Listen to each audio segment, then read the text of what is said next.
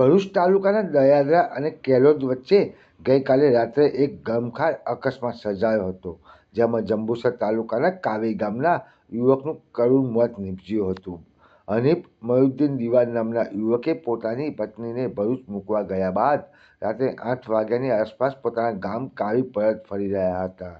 તે સમય દરમિયાન દયાદરા અને કેલોદ વચ્ચેના માર્ગ પર તેમની મોટરસાઇકલ અને એક કન્ટેનર વચ્ચે ગંભીર અકસ્માત સર્જાયો હતો. અકસ્માતની ગંભીરતા એટલી હતી કે રોડ ઉપર પટકારવાને કારણે હનીફને શરીરે ગંભીર ઇજાઓ થતાં ઘટનાસ્થળે તેમનું મોત નીપજ્યું હતું. અકસ્માતની જાણ થતાં તાત્કાલિક ભરૂચ તાલુકા પોલીસ ઘટનાસ્થળે પહોંચી ગઈ હતી. પોલીસે મૃતદેહનો કબજો લઈ પોસ્ટમોર્ટમ માટે સિવિલ હોસ્પિટલ ખસેડ્યો હતો. આ ઘટના અંગે પોલીસે અકસ્માત નોંધી તપાસ હાથ ધરી છે. અકસ્માતના સમાચાર મળ્યા હતા ઘટનાસ્થળે લોકોના ટોળેટોળા એકત્રિત થઈ ગયા હતા.